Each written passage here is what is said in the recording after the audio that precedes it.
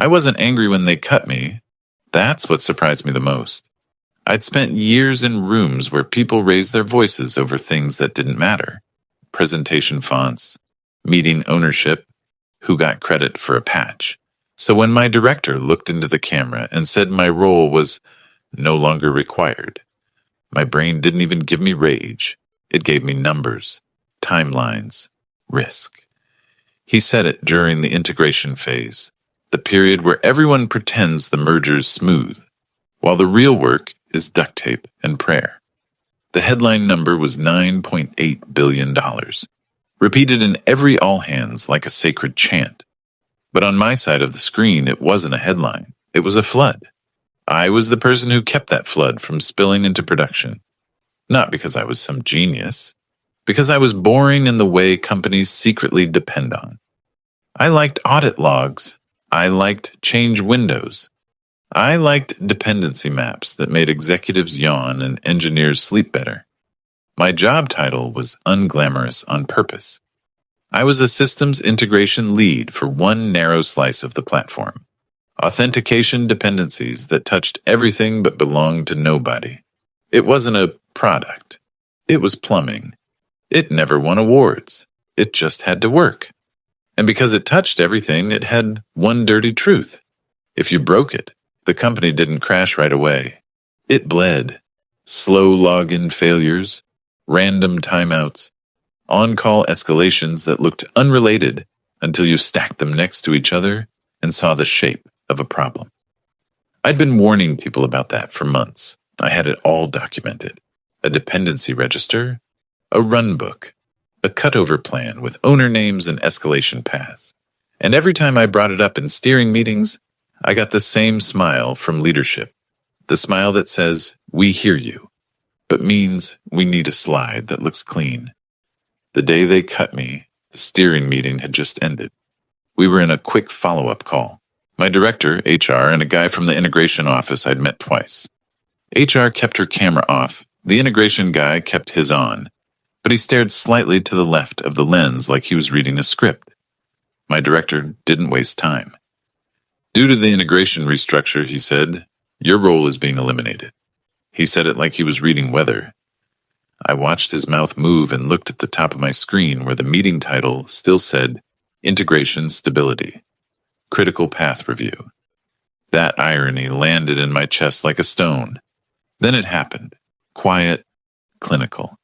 My corporate SSO token expired. Not naturally, not over time. I clicked into a tab I'd had open for hours, our internal change management portal, and it refreshed into a login screen. I tried Slack, logged out. I tried the incident dashboard. Access denied. They were cutting the wire while I was still connected. My director kept talking, but his voice became a background hum. The only part I could hear clearly was the moment he said, "Effective immediately." I nodded once. Not because I agreed, because I was buying time. I needed to see exactly what they were doing. I took my hands off the keyboard and forced myself to breathe through my nose like I was in a meeting that mattered. Then I asked the only question that mattered. Who's taking ownership of my dependencies? There was a pause. Too long. The integration guy blinked and looked down like he hadn't expected the conversation to be technical. My director cleared his throat. "Your responsibilities will be distributed as," he said. That's the phrase they use when they have no plan and want you to stop asking. I didn't push yet. I watched HR's name in the participant list. Still muted. Still camera off. Still present. So I tried again, more specific. The authentication bridge between our legacy tenant and the new identity provider, I said. It's tied into 5 downstream services and the cutover sequence is strict. If you move ownership without updating the runbook, you're going to page the wrong person the first time something fails. My director gave me that same smile I'd seen in steering meetings. The clean slide smile. "We have it covered," he said. And then, because he couldn't help himself, he added something that told me everything about what was coming. "You've documented it very thoroughly," he said, like thoroughness was a personality flaw. "But we don't need to overcomplicate this." Overcomplicate. That word is poison in integration work. It's what people say right before they cut a corner and call it efficiency. I kept my voice calm. I'm not overcomplicating. I'm telling you what breaks if you do this wrong. Another pause. Then HR finally spoke. Voice flat, corporate, practiced. You'll receive separation documentation via personal email. Your last day is today. No thanks. No acknowledgement. Just a timestamp on my career. The call ended. Not with drama, not with a fight. Just a click. And for about 10 seconds, the room was silent, except for my own breathing. Then my phone vibrated on the desk. One alert, then another, then a third. My on-call pager, tied to a rotation I apparently still owned, started lighting up. At first I assumed it was a mistake, some lag in the system, something that would correct in an hour. Then I read the first subject line. Authentication latency spike. Multiple regions. And I felt my brain shift into that cold, professional place it always went during an incident. I opened my laptop again on instinct, then remembered. No access. I was locked out of the tools designed to fix a problem that was now attached to my name. My phone rang. Unknown number. I didn't answer. It rang again. Another number, then another. I stared at the screen and realized something that made my throat go dry. They didn't distribute my responsibilities. They left the fuse connected and walked away. And now, at the first sign of smoke, everyone was going to point at the name still printed on the label. I set the phone down and forced myself to think like an adult in a corporate disaster, not like a guy who just lost his job. If I rushed in and helped them unofficially, I'd be taking responsibility without authority. If I ignored it, they'd call me negligent, uncooperative, vindictive. Either way, they'd rewrite the story. So I did the only thing I could do without access. I opened my personal notebook, the one I'd kept because I didn't trust central repositories during a merger, and flipped to the integration pages. I had dates, owner lists, change approvals, sign-offs, Slack message excerpts copied into text, a complete timeline of every time I'd raised the exact risk that was now hitting them. And in that moment, I realized the truth of what they'd done. They didn't just cut my role, they cut me loose while keeping my fingerprints on the most fragile part of the integration, because it was convenient, because if it failed, they needed someone to blame. My phone rang again. This time it was my former director. I watched it buzz on the desk and didn't move, because I wasn't going to react emotionally. I was going to react correctly, and I was already planning the next step, one that would make sure the final version of this story didn't belong to them. My director called 3 times in a row, not a text, not an email, not the polite, legally safe stuff HR loves, a call, then another, then a third. Like my termination had been a misunderstanding, and I was going to pick up and fix it with the same tone I used when production went sideways. I didn't answer, not because I wanted revenge, because the second I spoke to him, the story would become whatever he needed it to be. I'd seen this movie before. If I helped, I was still part of the team, and therefore partly responsible for what happened. If I refused, I was unprofessional and not acting in good faith. Either way, they'd try to make the outage my personality problem, not their governance failure. My phone buzzed again, this time a message from a former teammate, Mark, one of the SREs who still had to live inside the dashboards. You seeing this? Then a screenshot, incident channel, red banners, the kind of red you don't get for a minor blip. Authentication retries, spiking across multiple regions. Downstream services timing out because they couldn't validate sessions. The symptom list looked random to leadership, but to anyone who understood dependency chains, it was a single fracture traveling through the system. I stared at the screenshot and felt the irritation rise. Hot, unfair, clean. Not because the system was failing. Systems fail. Because they had chosen to fire the person responsible for the cutover sequence and leave the cutover sequence in motion. They didn't eliminate a role. They removed a guardrail while the car was already sliding. Another unknown number called, then another. Then finally, a text from my director. Pick up. We need you for 10 minutes. 10 minutes. That phrase is always a lie in incident work. 10 minutes becomes an hour. An hour becomes, can you stay on until we stabilize? Then it becomes a written narrative that says you were involved. I opened the separation packet on my personal email. It had arrived faster than I expected, as if HR's only real urgency was getting signatures. I read it like an auditor reads a ledger. Termination effective immediately. Return of equipment instructions. NDA reaffirmation. A paragraph about cooperation written just vague enough to scare people who skim. But cooperation wasn't a command. It was a negotiation. And it didn't magically give me access to tools they'd just locked. I pictured the next hour if I picked up. Me, on my personal phone, trying to talk someone through steps they'd never rehearsed, while my former director listened for anything he could later repeat as, he agreed it was manageable. No. So I did what I always did when something felt off. I documented. I started a note on my phone with timestamps, calls, numbers, messages, the exact language. 10 minutes. Need you. Urgent. Then I sent one email, short, clean, impossible to misquote, addressed to HR and my director from my personal account. I wrote, I no longer have system access. I am not authorized to take action in company systems. I am receiving on-call escalations after termination. Please confirm in writing that I am removed from on-call rotations and ownership lists. Effective immediately. If you require my assistance, please send a written scope and a temporary consulting agreement. I didn't add emotion. I didn't accuse. I didn't threaten. Just reality. Then I waited. My director called again immediately after the email went out. This time I answered, but I didn't speak first. Finally, he said, breathless. I could hear keyboard clatter in the background. We're getting hammered. We need you to walk us through the bridge. Put it in writing, I said. A pause, sharp. We don't have time for this, he snapped. People can't log in. I kept my voice level. You terminated me and revoked access. I can't walk you through anything inside the tools. If you want consulting, send written scope and a written agreement.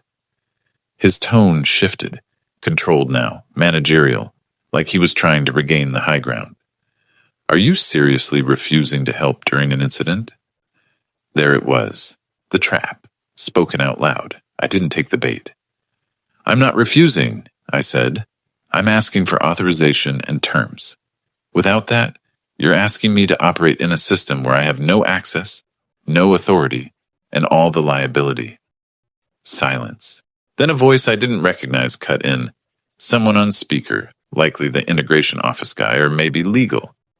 We can get you reinstated temporarily, the voice said. Just tell us what to do. Reinstated requires an account change and security approval, I said. That takes time, and it still doesn't solve ownership. Who is the responsible owner right now? Another pause. Nobody answered. Because if they said you, they admitted they left the dependency live under my name after firing me.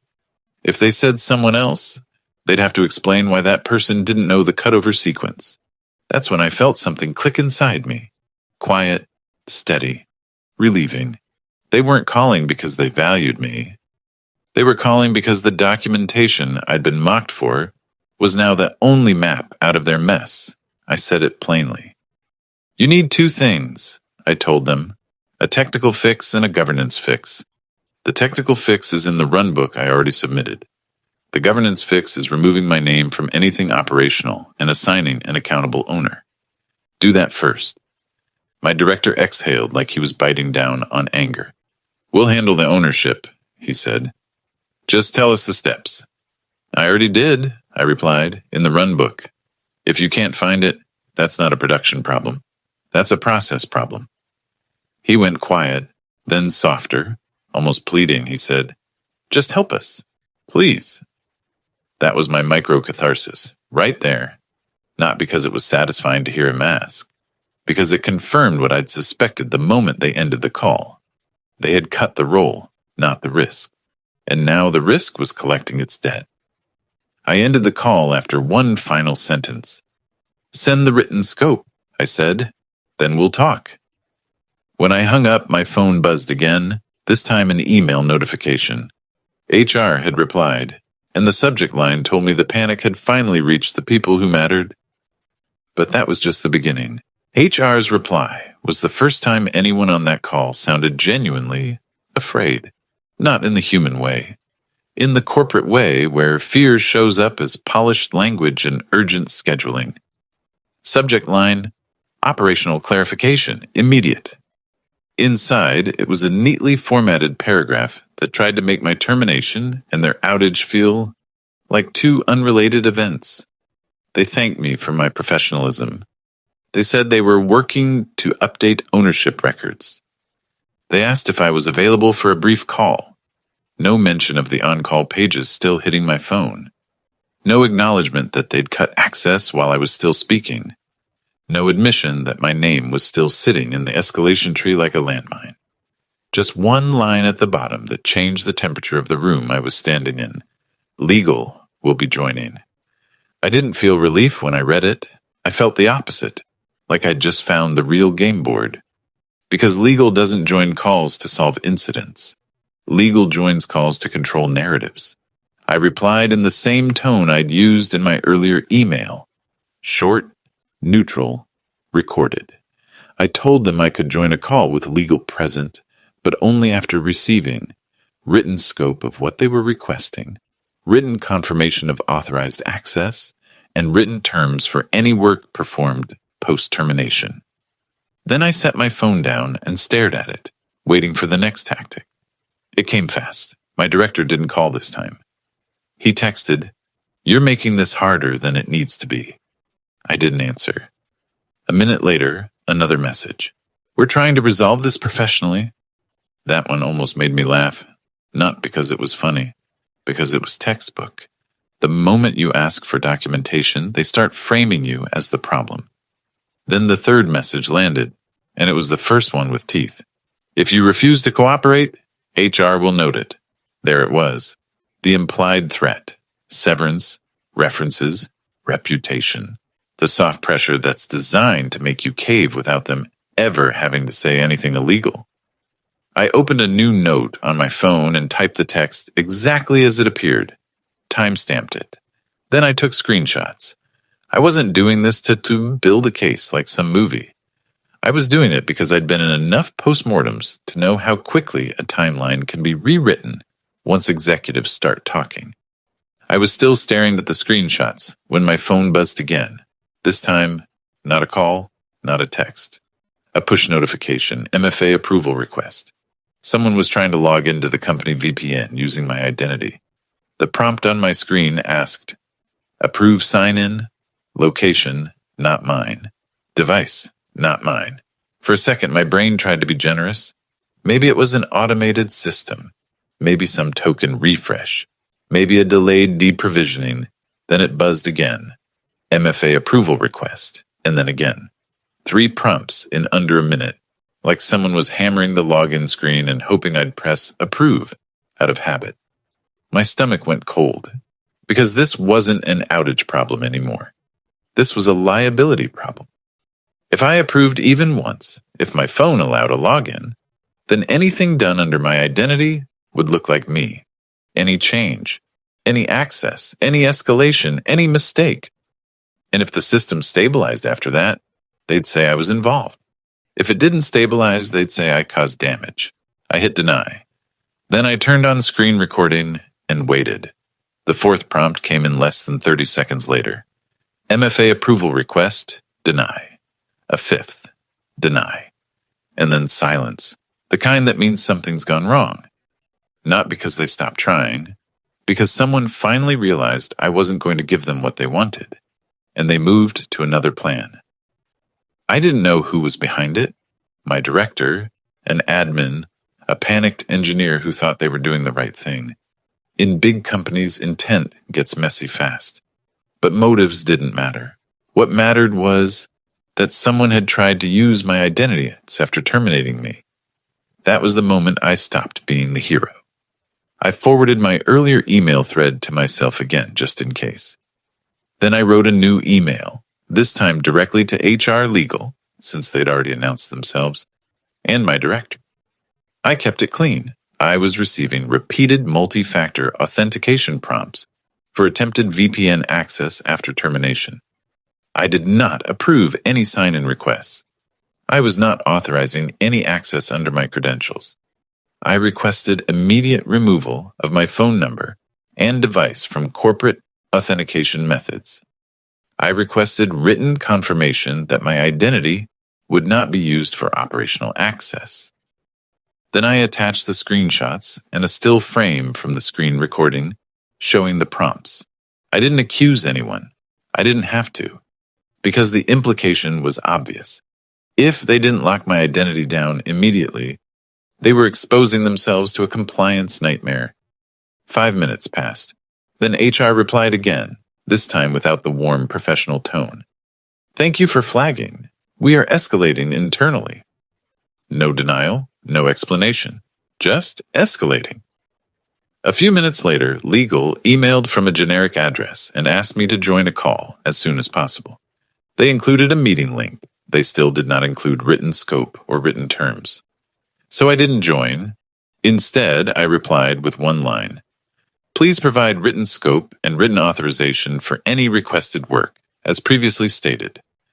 Then I did something that felt almost ridiculous, but it was the only move that made sense. I called Mark. He answered on the second ring, voice tight. "You seeing the fire?" he asked. "I'm seeing more than fire," I said. "They're trying to log in as me." A pause. Then, "That's bad." "Send me screenshots," I said. "Everything with my name on it. On-call rotation, escalation policy, owner fields, the incident channel where they tagged me. I need the current state, not what they'll claim later." Mark didn't hesitate. "I'll get it," he said. "But, you know they're blaming you, right?" That sentence hit harder than the termination call, not because it surprised me, because it confirmed the shape of what was happening. In integration work, blame is like water. It flows downhill until it finds the lowest point that still has a name attached, and my name was still attached to everything. A minute later, Mark started sending screenshots. My name in the on-call schedule, my name in the escalation policy, my name on an ownership field inside the incident tooling, unchanged, and then one screenshot that made my chest go tight, a message in the incident channel from someone senior, someone I'd never spoken to directly. "Can we get him to help? He owns this." Owns this. Like I was still employed, like I was still responsible. Like my termination had been a formality they could ignore until it became inconvenient. I stared at that line for a long time. This wasn't just negligence, it was a strategy. Cut the roll, keep the liability, call the same person when it breaks. If they save you, you take credit. If they don't, you blame them. And suddenly, my director's earlier words made sense in a way that made my skin crawl. "You're making this harder than it needs to be." He wasn't talking about the incident. He was talking about the story they wanted to tell afterward. I closed my laptop and looked at my phone again. The meeting invite from Legal was still there, waiting like a trap with a calendar reminder. I wasn't going to walk into a call where they controlled the minutes. If they wanted my voice, they could put it on paper. And if they wanted me to work, they could pay for it and authorize it the right way. Because the next phase wasn't about fixing their system anymore. It was about making sure they couldn't fix their mess by writing my name on the bill. I didn't know it yet, but the next email would tell me exactly how far they were willing to go to protect themselves. It hit my inbox from Legal less than an hour after I refused the quick call, a DocuSign packet. Title, Short-Term Consulting Acknowledgement. It looked harmless until I read the clauses. They wanted me to confirm I was supporting operational continuity. They wanted me to follow management direction. They wanted me to assume responsibility for work performed. And buried in the middle, one sentence that made my jaw tighten. Any support I provided would be treated as if it occurred under company policies and procedures. In other words, come back just long enough to become accountable again. I didn't argue. I didn't rant. I didn't threaten. I replied with a single sentence. Please revise to include written scope, limited advisory-only support, indemnification, and confirmation my credentials will not be used for access. Then I put my phone down, and the chaos got louder. Mark kept feeding me screenshots from inside the incident channel. The incident had moved from degradation to customer impact, then to executive visibility, then the kind of label nobody wants, major incident. People were tagging my name like it was a lever. Does he have the bridge sequence? Can someone get him on the line? He owns this. Then, exactly as I feared, someone tried to weaponize the timeline. A message appeared in the channel from my director. We're unable to reach him. If he's refusing to assist, we'll proceed without. Refusing. Like I'd ghosted them for fun. Mark didn't embellish. He didn't insult anyone. He just posted one clean line that was pure reality. He was terminated today and his access was revoked. He asked for written authorization and scope. That was the first time I felt something like satisfaction. Not petty joy, just the calm of seeing the truth land in a room full of noise. For a moment, the channel went quiet. Then the next wave hit. Security. I got an email from the company's security operations inbox. Standard format, ticket number in the subject. Dry language that meant it was real. They'd seen the multi-factor prompts. They wanted confirmation. Had I approved any sign-in? Had I shared credentials? Did I recognize the device fingerprints? I answered immediately. I stated in writing that I had approved nothing, shared nothing, authorized nothing. I attached the screen recording stills again. I requested written confirmation that my phone and device were removed from corporate authentication methods and that no break glass access would be conducted under my identity. Within minutes, security replied they were disabling all remaining tokens tied to my account. They were preserving authentication logs. They were escalating to internal compliance. That single email changed the entire tone. Because an outage is embarrassing, identity misuse is radioactive. My director called again. This time his voice wasn't sharp. It was controlled in the way people get when they realize a new audience is watching. Legal is updating the agreement, he said. We'll get you something cleaner. I'm not discussing this on the phone, I replied. Email only. A pause. Then he tried one last angle. Do you understand the damage this is causing? I kept it simple. I understand the damage caused when you cut an owner during an integration and leave dependencies live. He didn't respond to that. 2 minutes later, a revised packet arrived. Now it had scope. Not perfect, but real. Advisory-only support. No system access under my prior credentials. A defined window of time. A consulting rate. And, most importantly, language stating I was not responsible for actions taken after my termination. They'd added a line that said I'd be given a separate temporary account if needed, with security approval. That wasn't generosity. That was containment. I signed. Not because I missed them, because the longer the system bled, the more likely they'd try to stitch my name into the wound. Once the agreement was executed, I joined a bridge call, audio only, where legal and security were both present. This time, nobody joked, nobody minimized, nobody said overcomplicate. They sounded like people standing in front of a fire with the wrong extinguisher. Tell us what we're missing, the incident commander said. I didn't lecture. I ran it like a checklist. First, I said, you need the owner map. Who has the change approvals for the identity bridge? Silence. Then someone admitted they didn't know. Second, I said, you need to confirm whether the legacy tenant is still issuing tokens with the old signing key. If it is, the new provider will reject them intermittently. That looks like random latency, but it isn't random. Keys got clacking in the background. People started moving. Third, I said, there's a throttling rule on the authentication gateway you added during the last cutover rehearsal. If your retries spike, the rule will amplify failures. You have to relax it temporarily, or you'll chase ghosts all night. The incident commander said, "Where's that documented?" "It's in the change ticket I opened," I replied, "the one I referenced in the stability review last month." Mark, still inside the system, found it while I was speaking. He read the ticket number aloud and said the words I'd been waiting to hear. "I see it. It was never reassigned." Never reassigned. Meaning they'd never transferred ownership. They'd never completed the governance step. They'd fired the owner and left the work in limbo. The call shifted after that. Less talk. More action. They adjusted the throttling. They rotated the signing key alignment. They rerouted a dependency that had been pointing to a deprecated endpoint because someone assumed DNS would just handle it. The graph started bending back toward normal, not instantly, but enough. Enough that the incident commander finally exhaled and said, "We're stabilizing." Then Legal spoke, carefully. "We'll need a written summary from you for the post-incident record." "Happy to," I said.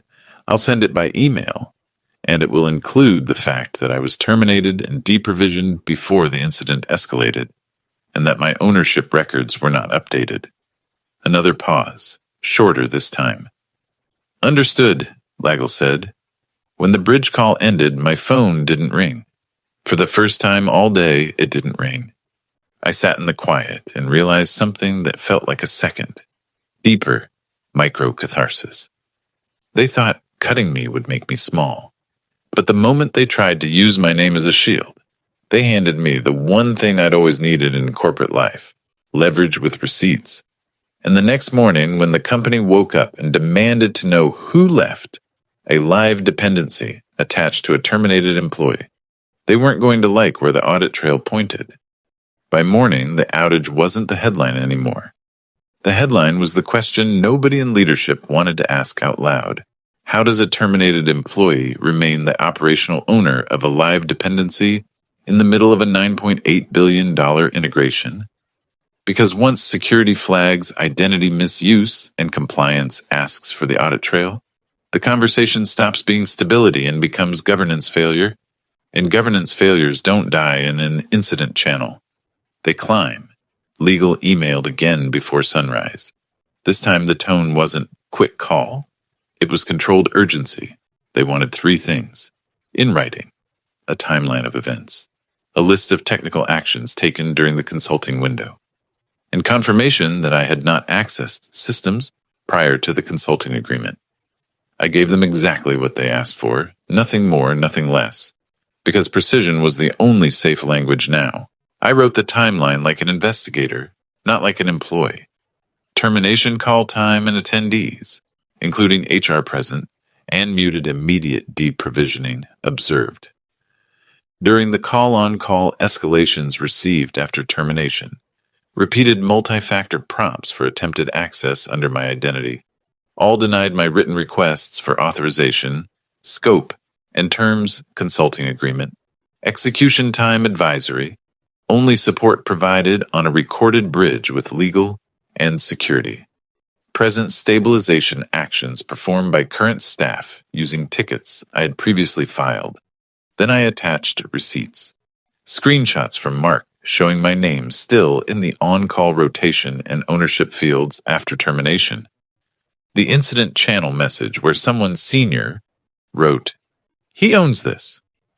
The multi-factor prompt recording stills with timestamps. And the change ticket numbers I'd referenced in stability reviews, tickets that were never reassigned, no opinions, no anger, just evidence arranged in a straight line. That afternoon, I was invited to the post-incident review, not as staff, not as a team member, as a consulting witness, which is the corporate way of saying, "We need your words, but we don't want your loyalty." The meeting was full of people who hadn't been on the bridge the night before. Executive operations, integration leadership, security. A compliance rep who barely spoke, but took notes like she was carving names into stone. My director was there too. He didn't look at me. The incident commander walked through the technical summary first. Token signing mismatch, throttling amplification under retry storms, dependency routing, still pointing to a deprecated endpoint.